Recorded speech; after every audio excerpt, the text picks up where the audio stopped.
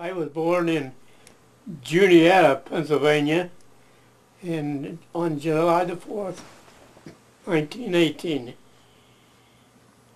Well, my dad is short, like me. He was a mechanic working for the railroad. She was very gentle, very loving person. She never worked outside the home. I had a brother and a sister. Well, we liked to hike with my dad.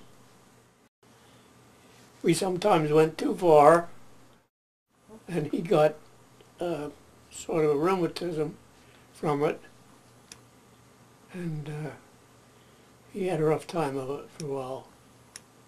When we were smaller, but we enjoyed very much going to church. We always had a good pastor, and he made it interesting for us as well as any teachers we had.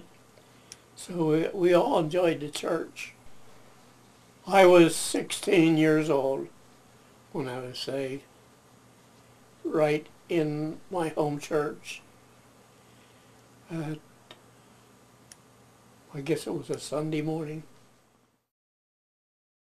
There was a group of young people came to our church from a Bible school, and they presented the work. And then later, through a Christian magazine that talked about the work in South America, and particularly in Bolivia. I became interested in Bolivia at that time. I was a senior in Bible school, I guess, the Bible training school, when I felt that's where God wants me to go to serve. And I kept reading everything I could get my hands on about Bolivia and South America. Before we went out, of course, we made our rounds of churches to ask for support for us. And I think we figured that only 2 or 3 people offered to pay and the support. So we decided we'd go anyway. And we had received enough money, which was $600 at that time, for boat fare for the 2 of us. So we decided we'd just go and trust the Lord. And so after we got to Bolivia, little by little, churches became interested and sent in more support for us. We were on our way to Bolivia on a boat when the war started. So we heard the first news on a boat on the way to South America. One of the missionaries had a shortwave radio, and he had it on, and we heard some broadcasts about it, that Japan had attacked Pearl Harbor, and that the States had declared war then. The missionaries, we got together each month for a meeting, and the next meeting we decided we'd volunteer in case they needed someone in a hurry and badly. And we contacted the American consul, and he said no. He said the best thing you can do to help is stay right where you are. In Bolivia, they figure that there's a revolution about every 2 years. So somehow or another we managed to get squeezed in between the revolutions. So we never really went through a revolution in that sense, but oftentimes experienced the results of it with the people that we dealt with. Every 5 years we had a furlough, which meant that we would come back to the state and be here for 6 months or a year or whatever it was, and then go back again. Well, everything was a real surprise, of course, so much different from the States, but I got accustomed real quickly to some things because I had had 3 years of Spanish here at home before I went, and that helped a lot. The day after we arrived in Bolivia, in fact, I decided I was going to take a walk through the city that was a city of Cochabamba, one of the main cities there, just to pass the hour or just to walk around and see what was going on. And I went down one street, and somebody, the person, of course, who had the little store there, had put a big blackboard up outside the room, and it said, Niños envueltos. Actually, that means in Spanish, wrapped up children. And since this was a little eating place, I got kind of worried for a minute. Surely they don't eat children here.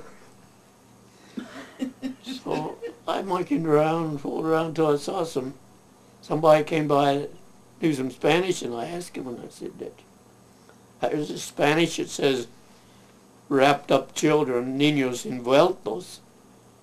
Are they for sale? Oh, yeah, they told me they were for sale, but that was what we would call, that's what we would call pig in a blanket. We'd already heard lots of stories about things that were right. Shocked me for a minute. I thought, boy, they surely don't butcher their children here and wrap them up and sell them. Of course, the food was different. And we liked the food very well.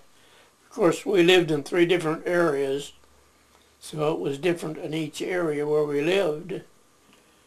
And I don't know, our favorite food became salteñas. Yeah.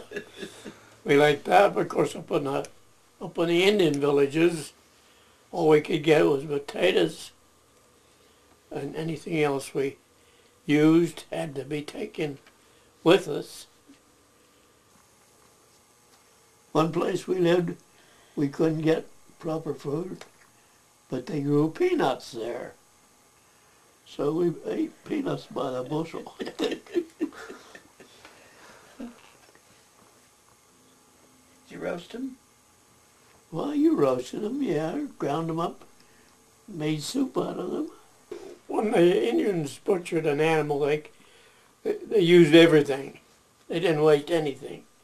And their custom was to make soup, of course. They made real good soup, but they just put a lot of stuff in that we weren't used to.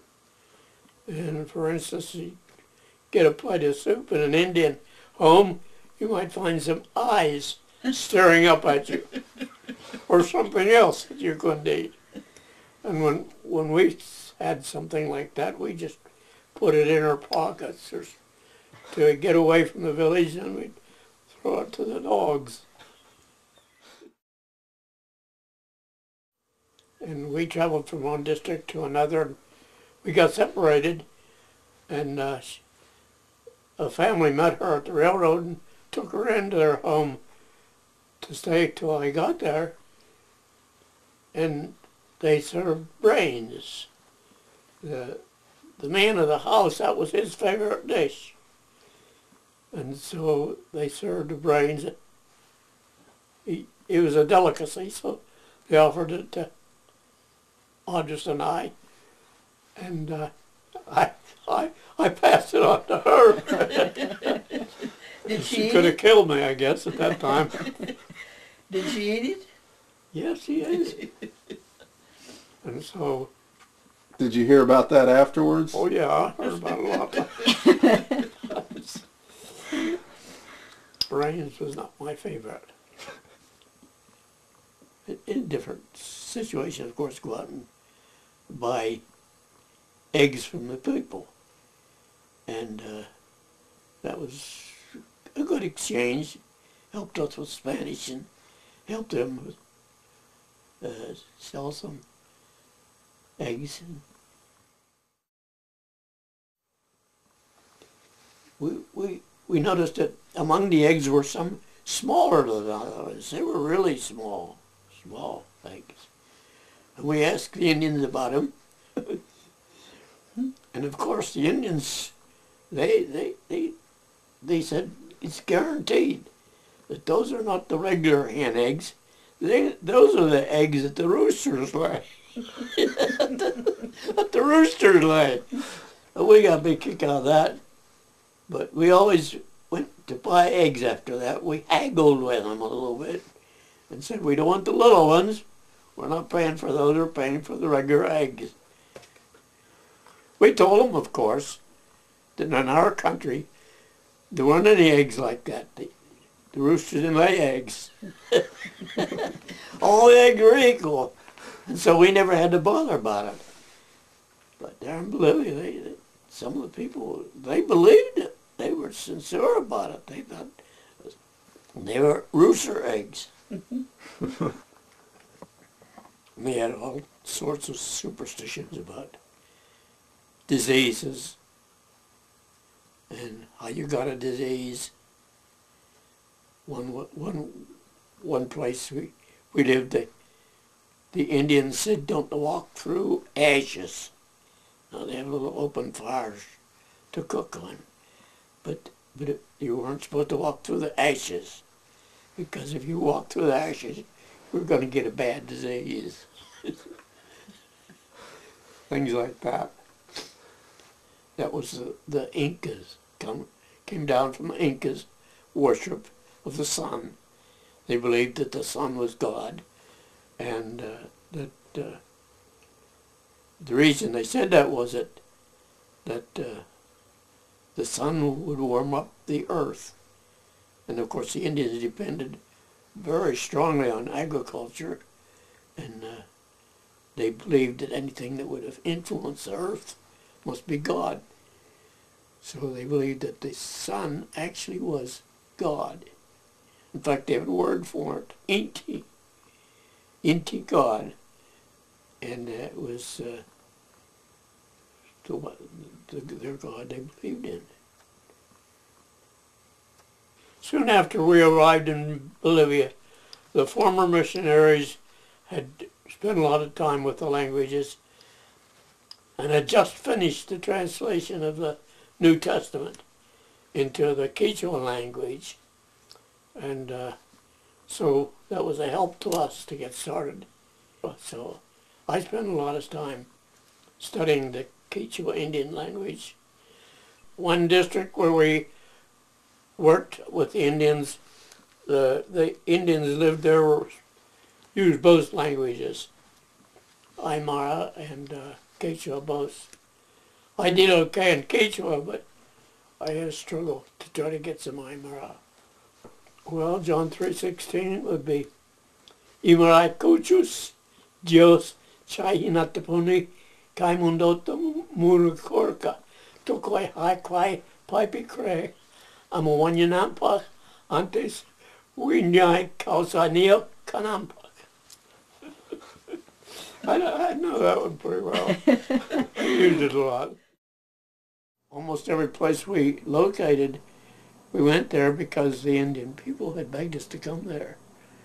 And so there was opposition, of course, from any Catholic influence that there might be, but we also had plenty of freedom to do as we please and, travel and work and like that.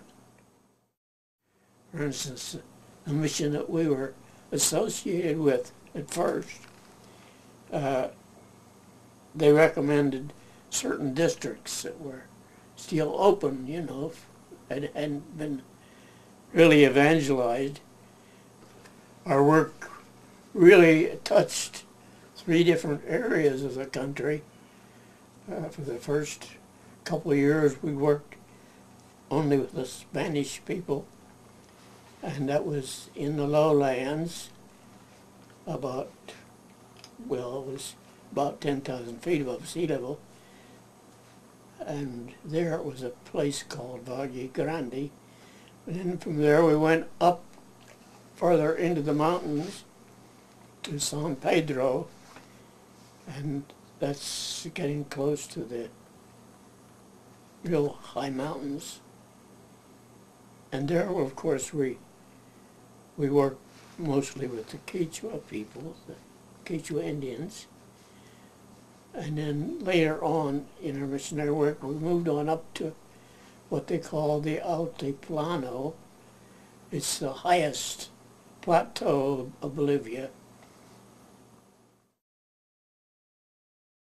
Otherwise, when we went into a village, we just made arrangements with the teniente, that was the official in charge, told him that we would like to preach. And usually we had no trouble.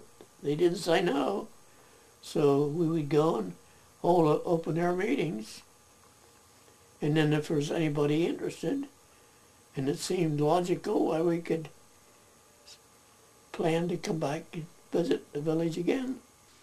Well, usually you would attempt to establish a meeting place and have regular gospel meetings, preaching, teaching, and evangelizing. And some places that the government would require us to start a school, especially in Indian villages, because there were no schools in many of the villages.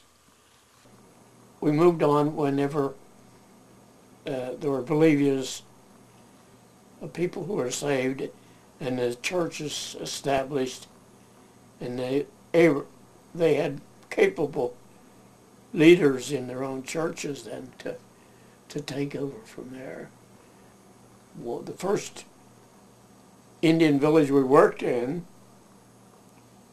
the reason we went there was a family of Indians that were from there who had become Christians in other places, urged us to come and set up a little school and then our church, of course.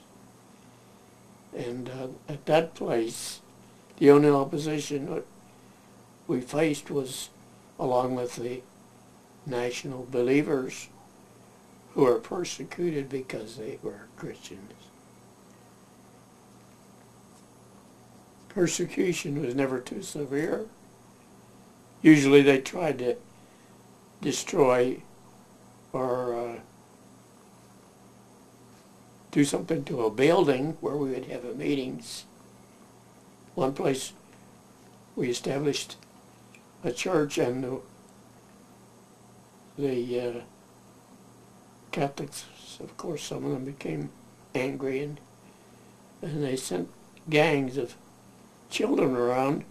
After we would start a meeting, they'd come around and throw rocks on the building because it had a tin roof. And boy, that was something. Try to have a meeting with those. But that didn't happen everywhere. You have to just make it as simple as you possibly can. You can't preach doctrinal messages or go into the study of the Scripture in a deep way, because most of the people wouldn't understand. You know, they don't have the background, educational background for it. But just the plain facts of the gospel seem to do the trick every time. 2 or 3 places where we worked, we had a folding organ. I don't know whether you've ever seen them or not. They fold up like a big suitcase. They open up and you can play them by pumping. With your feet, right? With your feet, yeah. So I just took care of that. And the Indians loved to sing, of course. All the people did, but the Indians especially loved it. And she used to complain that we sang too much because she got tired pumping the organ. They say every verse was written to be sung, so we will sing every verse, and that's the way it was. No matter for 10 verses, it wouldn't matter.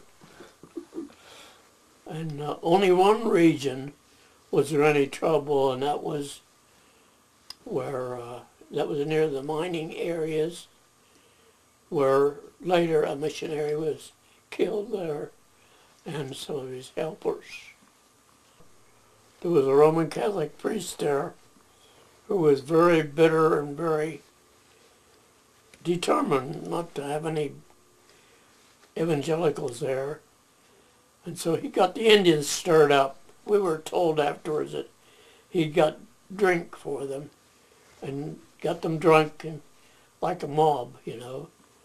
And they rioted and when the missionary, a man by the name of Dabbs, he was from Canada, he and some of his helpers went there to preach. And this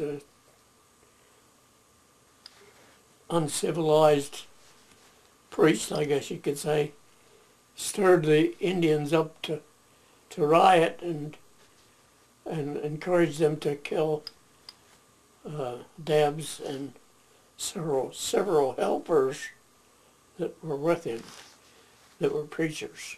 So there were five of them killed at one time.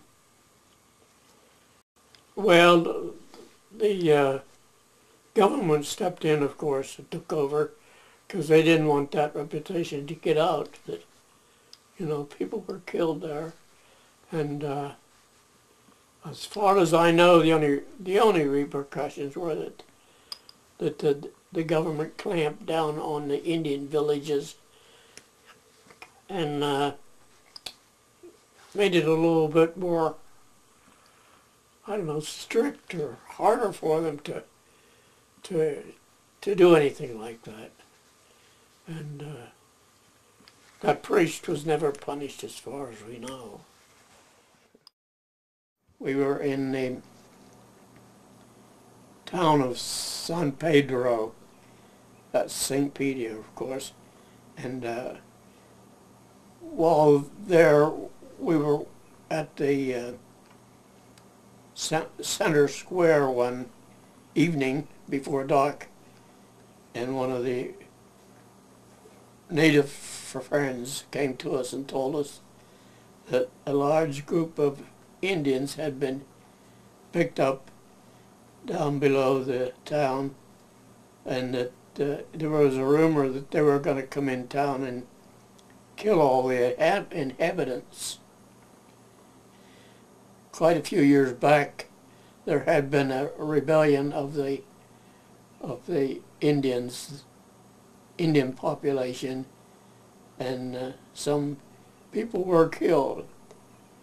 So at this time, when this happened, again the government strengthened their forces there, and actually all we heard then were rumors.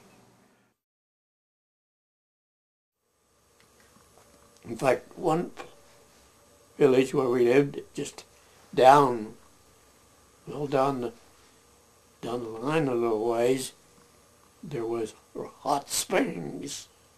You know, the hot water came up out of it. And instead of using that for bathing and something like that, the Indians felt that that was a manifestation of God. Or not God, not the good God, of course, the false God. And that it was, you just to stay clear of those hot springs.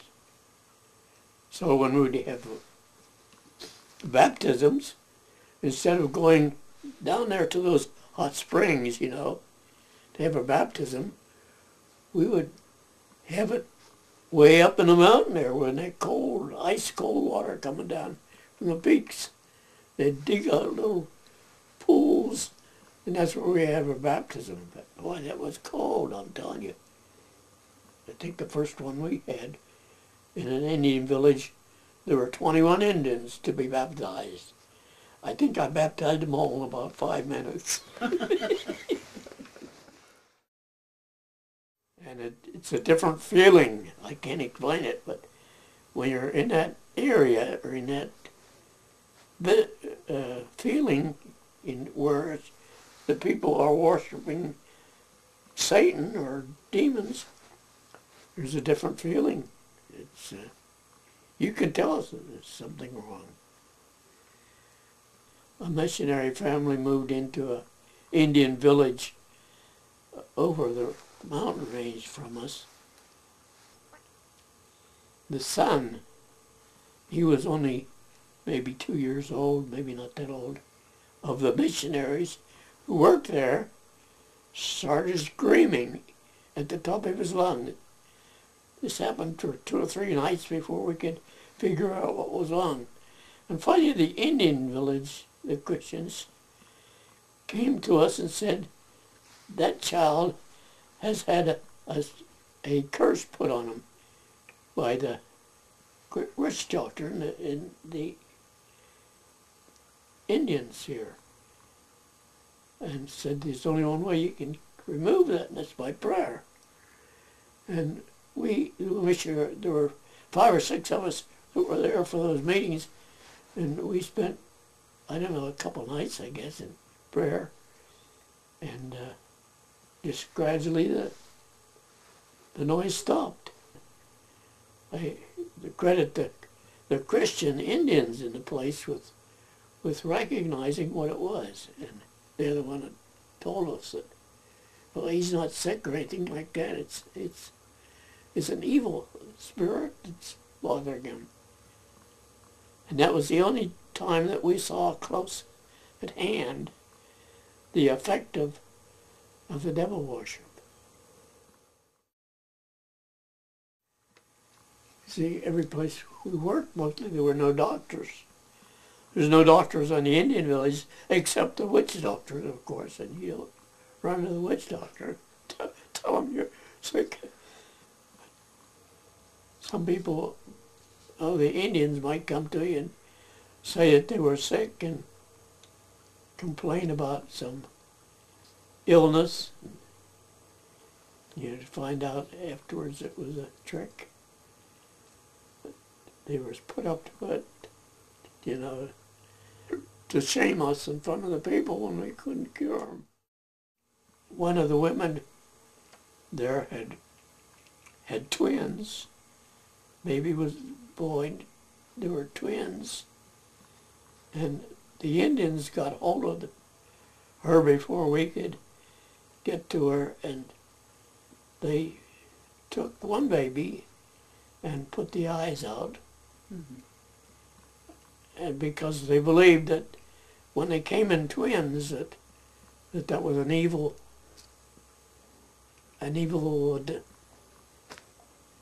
setup, that one of them had to be killed or put away.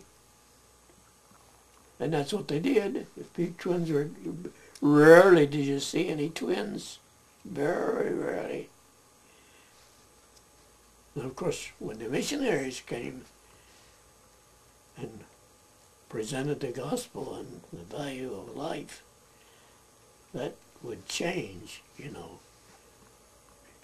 The missionaries had to explain, no, it's not a curse, it's a blessing. In the country, when we worked in the country villages, there everything was from scratch. We were on our own in every way. There were no stores where you could run out and buy something you needed quickly. So you Unless you lived in the city, and we did a few times, you couldn't buy anything special. Most of the time we lived in the Indian type huts, mud, adobe buildings. They didn't have any electricity. Of course, for water you had to get your own running water, run for it, you know. Even in the daytime, one Indian village where we lived, if you didn't get out in the sun during the day, you got froze to death. In one of those mud buildings, they're just like a refrigerator inside. the further up we moved in the mountains to work, the harder it became to work because the oxygen content goes way down. You have to be real careful when you go into a place that's higher that you don't get what they call soroche. It's a mountain sickness. It means that your oxygen cuts down and you just can't work as fast. It's just harder to breathe, and if you exercise, you can't, do like you would here at home or anyplace else. Yeah. For instance, I tried to teach the Indian boys basketball. You knew that's a lot of running around. I would last about, I don't know, maybe 10, 15 minutes or so at a game, and then I'd have to quit because I couldn't take it. Couldn't get the oxygen I needed. Wow. But when they're born there in that altitude, they have a big developed lung. They have a big chest in them. Their chests are big. And it's different around here. There's a big difference. For instance, when we went to the city of Oruro, that's over 12,000 feet above sea level. We worked there for a while, and we thought we could help in the cooking by buying a kerosene stove, little stove with 3 burners on it, burn kerosene. And we couldn't figure out why we were getting sick as a dog. Oh boy. And finally another missionary came by and he said, well, you can't use kerosene up here. It's the altitude. Somehow or another the fumes don't escape, or there's no balance between the oxygen and what you breathe, and so we had to give that up. Well, we wanted children, didn't have any, and we heard a possibility of adopting Arthur, we adopted him through the Salvation Army, I believe. And Becky, she was a little bit different. We rescued her. When we took him, it was a hard time, really. He suffered a lot because of the altitude, because he was from the city of Oruro, and even at 9 months old, his body was accustomed to that particular altitude. And when we would go on trips back into the mountains, I remember one trip we went to a mine to preach, and it was right up in the snow, in the snow caps, and we couldn't figure out why he cried so much. But afterwards it came to us that he wasn't accustomed to that extreme change. He couldn't take it even as good as we could. So he really suffered there at that place. Well, I'll tell you the truth. It was an answer to prayer in a way, because we wanted, after we got Arthur, we wanted a girls. And so everybody knew that we were looking for somebody. And somebody in the city of Cochabamba told one of the missionaries that there was a girl available for adoption, and so we went and found out and checked on her, took her. Well, I suppose a typical teenager, because just as he was coming into his teens, we got him an accordion. He was real musical, and actually taking lessons from a Spanish lady there, and doing real well at the piano lessons. And but we bought this accordion for him, and boy, he went like crazy like on him, and it was just his meat. He could pick that thing up and play it like everything.